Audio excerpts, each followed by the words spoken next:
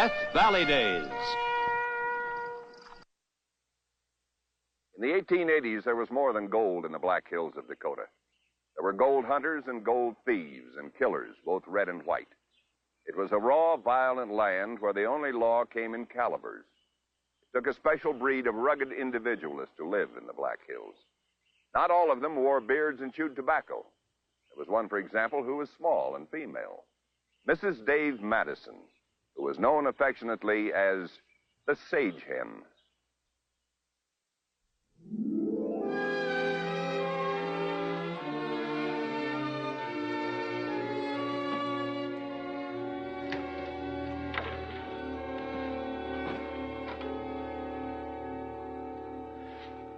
Oh, Sage, honey, I hate leaving you alone like this, but, well, I need Harv with me to help with the heavy loading. Oh, I can manage Harv's chores just fine. You need him more than I do. You're afraid of that's your business. Now, go on. Don't you worry about me. Well, we're going to be gone all day. What if some Indians show up? And, well, there's plenty of white men worse than they are. Oh, now quit worrying. I got your rifle. And, you know, around here someplace I got that old pistol of yours. Oh, yeah, someplace. 100 to 1. You don't know where. I know the crazy places you hide things. Probably stuck in the oven or in some old boot. Well, I'm not going to be needing it anyway. You go on. You got a lot of stops to make. Yeah. Oh. Yeah, well, it's getting late. Go on. Here's your food. I don't want you two getting hungry. I worry about you, too, you know. My little Sage Hen. Dave, come on, put me down. It's the darnest time to get mushy. Now, go on. I got my washing to do. All right. Oh, and here's my list. I want you to pick up these things for me. And tell Mr. Sampson I want some lean sow belly this time. Last piece was so fat I couldn't use it. Right. Sage, you will be careful. Keep that rifle handy. Don't worry about me. Take care of your own self, you hear? Right. All right. Come on, Harv.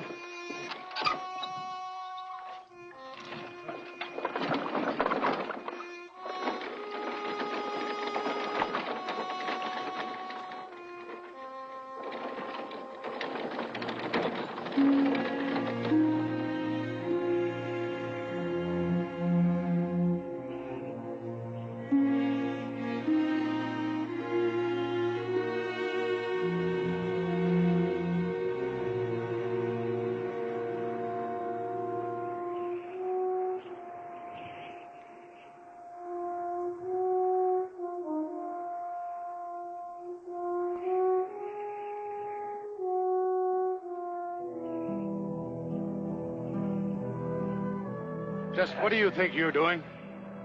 Well, I'm chucking rocks at jackrabbits. I almost hit one with the second one. Watch. Stop it. Now, what'd you do that for? Fine road agent you are. Why don't you send up a few smoke signals? Let everybody know we're up here. Well, I'll tell you, Mr. Beaumont. I'm tired of sitting on this hill, watching that road, and nobody coming. Well, I'm a little bored myself. And why don't we ride to town, have a few drinks, and get something to eat? Because it's too far. Stagecoach is due this afternoon. We don't want to miss it. Might even be carrying a gold shipment. Now, if you're so hungry, some jerky in my saddlebag. Jerky? I'll give you a fact, Bo. I'd sooner starve to death than eat any more of that petrified shoe leather. Hey, I got an idea. Really?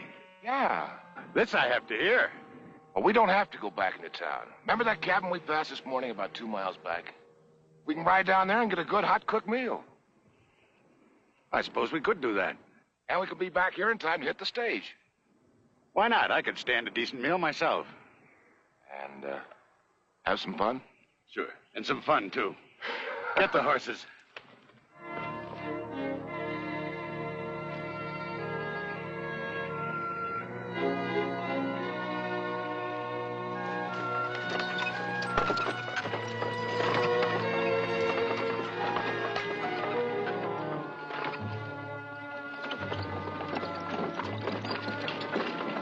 Hold it, Harv. Still worried, eh, Dave? Yeah, a little. You know, I never left her alone before. Ah, she'll be all right. What can happen? Yeah, what can happen? Let's go.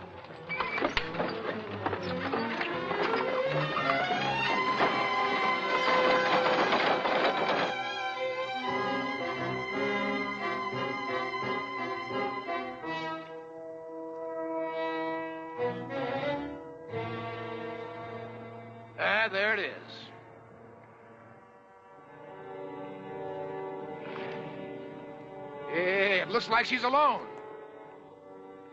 It's hard to tell. Let's find out.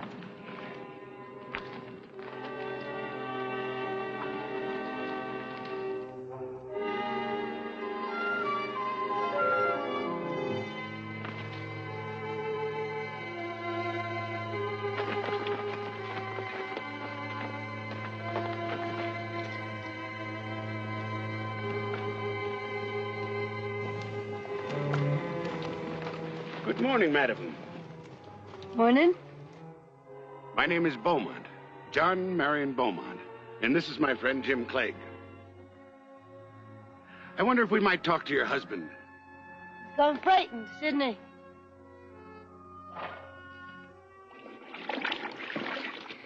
It's kind of dangerous, isn't it? A pretty woman out here all alone like this? Well, it frets him some. Mrs. Madison. My pleasure. We're terribly sorry to bother you, but my friend and I are hungry, and we were hoping you might be able to resolve that problem for us. Well, I can give you a hunk of sour belly and a handful of dried beans. I'm afraid you don't understand, Mrs. Madison. We're just a couple of poor bachelors, and we don't know very much about cooking. Now, if you'd be so kind as to fix it for us, we could pay you. I'm afraid I can't do that just now. I gotta finish my washing.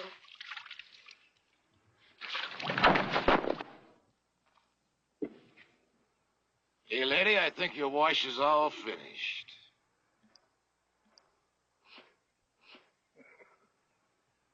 So it seems. That wasn't very nice. No, that wasn't very nice. You'll have to forgive Clegg. He's just a big, impulsive boy sometimes. Yes, he is big. I think you'd better start preparing our repast, Mrs. Madison. Like I said, all I got's some sour belly and dried beans and light bread and coffee.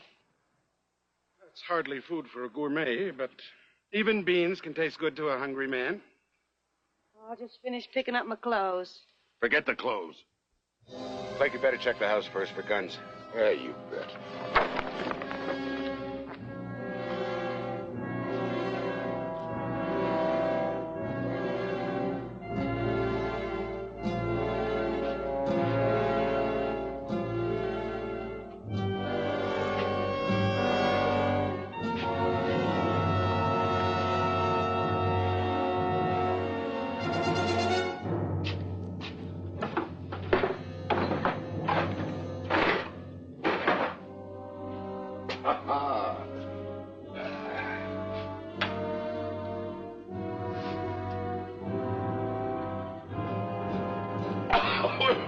Great day in the morning. All right, bring her in.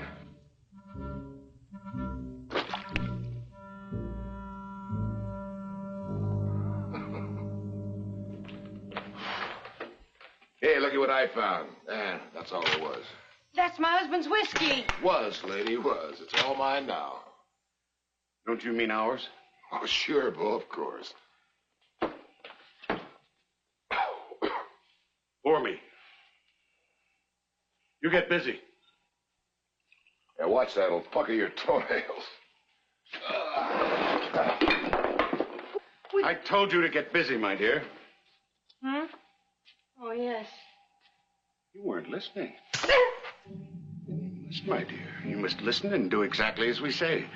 But that pretty face of yours won't be pretty anymore, understand? Yes.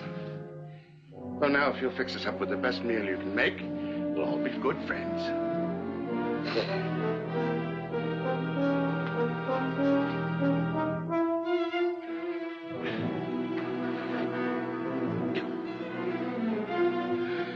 My dear, your husband has terrible taste in whiskey.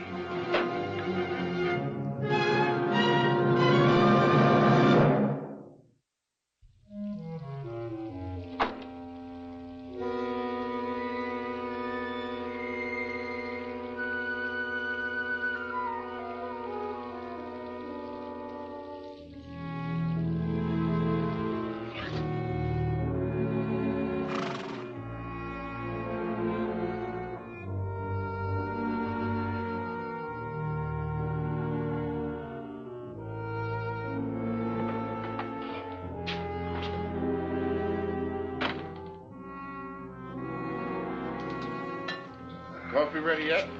Not quite.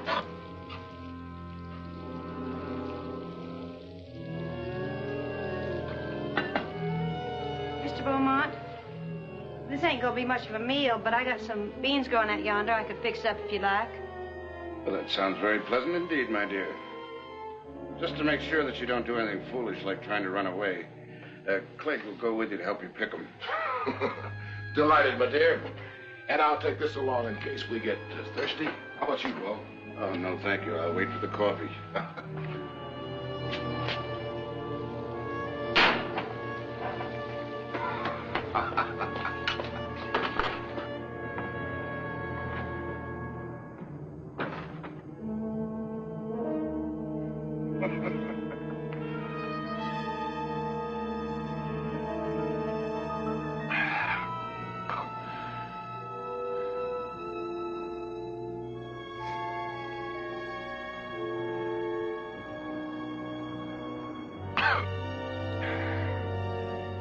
You know, honey, Mr. Beaumont's a mighty bad man.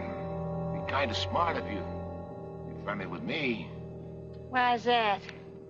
Well, I could protect you if I felt like it. You're nice to me. Mr. Clegg, you couldn't protect me from a mean-tempered jackrabbit. Why, you... Watch out! Your whiskey's spilling.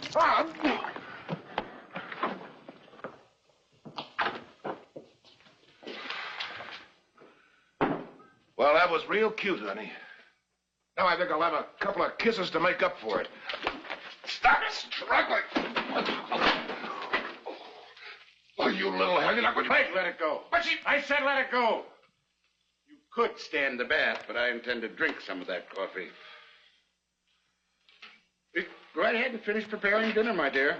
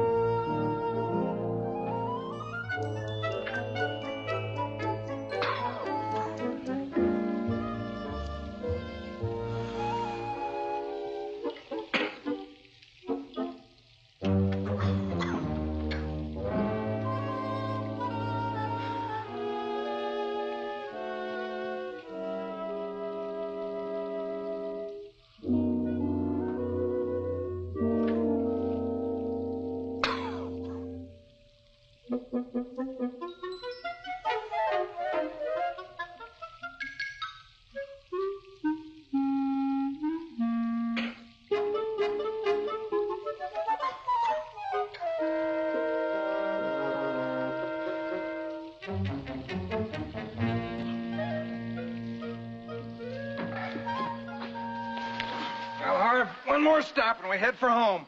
We ought to be there by supper time. Suits me. Your missus sure has a way with beans and sow belly. Yeah. I hope she made out all right alone. Yeah, she probably didn't even know he was gone. Not say she's helpless without a man around to think for her. Yeah, maybe so, but she don't need nobody to tell her how to brew a right dandy cup of coffee. Yeah. Well, that she does. And with no help. Get out.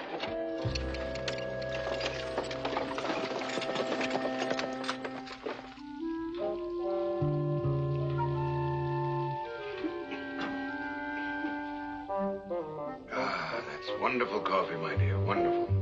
More, please.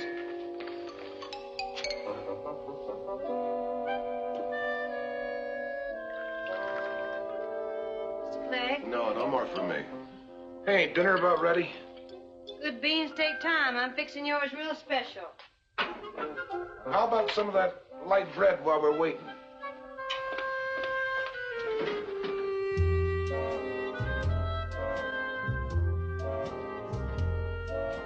Catch.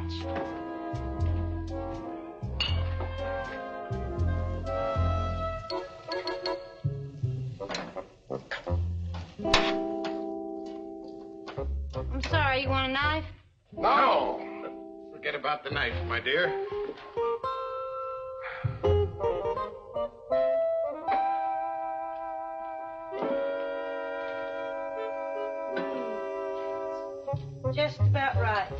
Gentlemen, I think this is going to be a meal you're going to remember. Well, if it's as good as your coffee.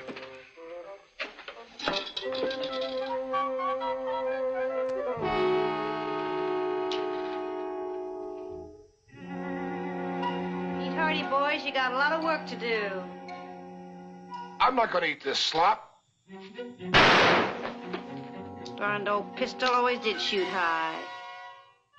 High? All right, now, gentlemen, let's put those temptations on the table. Let me have your guns. You first, Mr. Fancy Pants. On the table. Come on. That's a good boy. Now, Mr. Clegg, put your gun on the table. Obey her, you fool. She's crazy enough to shoot. Guess I'll just have to. No, wait.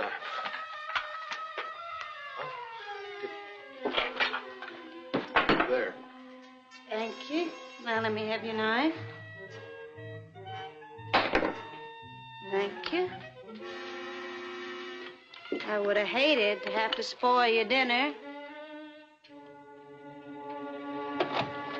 Surely you don't expect us to actually eat this mess? Oh, yes, I do. Every last smidgen of it. Now, Mr. Clegg, you just divide it up. Half and half on each plate.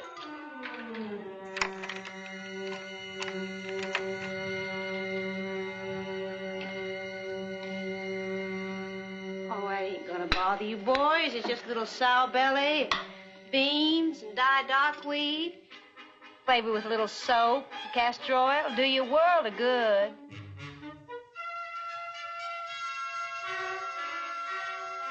Madison, we can't eat this. Mr. Beaumont, you clean up that plate. Now, I'll take it as an insult if you don't. And mad as I am, you wouldn't want to go insulting my cooking. No, boys, you wouldn't want to do that.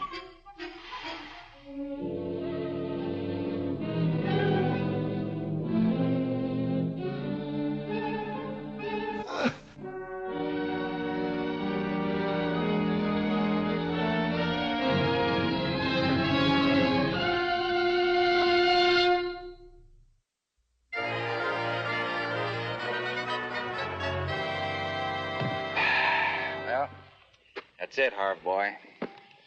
Now what's the matter, Dave? Oh, it's probably nothing, but it just crossed my mind. Sage didn't need that gun. She'd probably be scared to use it. You never taught her to shoot? Oh, yeah, I tried, but she's scared to death of guns. Can't stand any kind of violence. Oh, I guess everything's all right. Let's hightail her for home. Get up. Come on, get it. No, not like that. Come on, scrub. You gotta put your back into it. Oh, I can't, Mrs. Madison. I'm too sick. You'd be a lot sicker. Come on, scrub.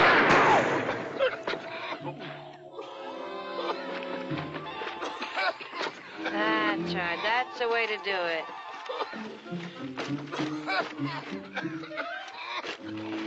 You're looking a mite poorly, fella. Maybe you ought to just... Oh, no.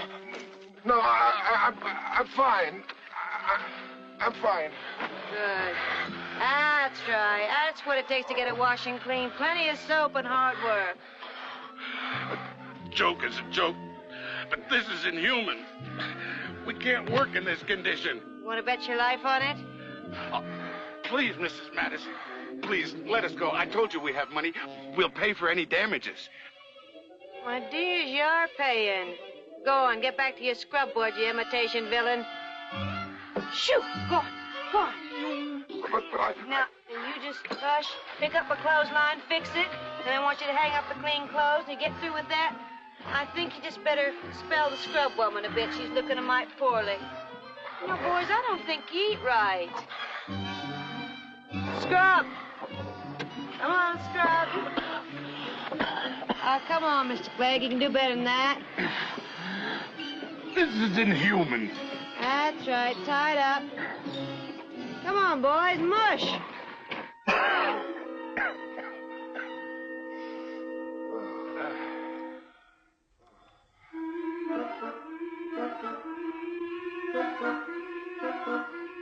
All right, let's Now can we go? Now, you gentlemen don't want to be riding off till you do the rest of your chores. Still got the cabin to do. The cabin? Well, now, it ain't gonna take long. Two big, strong fellas like you. Oh, no. No. Mr. Beaumont, you know something? It just struck me. I don't think you two gentlemen are in the right profession. I don't think you're cut out to be big, bad men. You ain't got the stomach for it. All right, come on the way with chores to get 'em on with. On your feet. No. I refuse. I'm not going to do another thing. No, we're not going to do nothing no more. Nothing.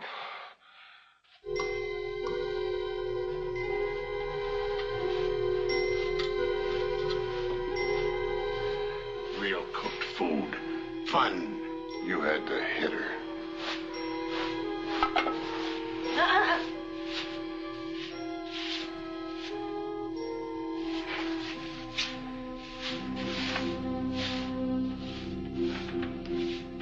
Well, it ain't good, but ain't bad. I guess you all are done. You can go now. Hold it. Now what? You ain't gonna run off without paying me for that good food. Food? Be $1 apiece. Just put it on the table.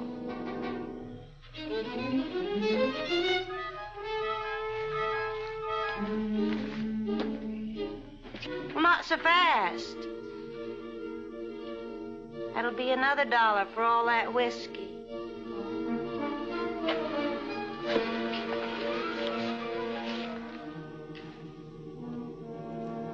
Now? You just run along.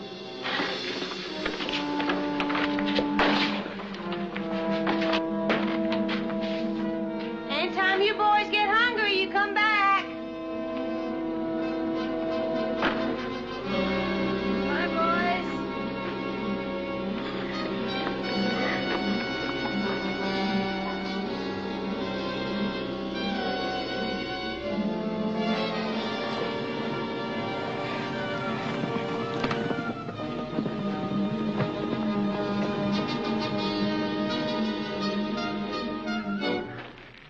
Say, doggone it, you mean to tell me that all by yourself... Dave, now, come on, quit your fussing. No harm's done. Yeah, but did they try to... Well, I think they kind of had that in mind, but, the funny thing is, they just forgot all about it after they ate. Yeah, well, that ain't no surprise. That must have been some meal. Only say, look, that was dangerous keeping them around here like that. Now, why didn't you just run them off? Well, they made me mad. Two big grown outlaws like that trying to push me around just because I was a helpless female.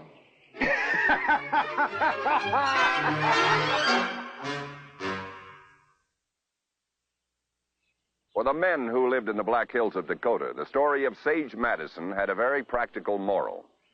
No matter how hungry you got, it just didn't pay to mess around with a sage hen. See you next week when we recount another story of the Old West.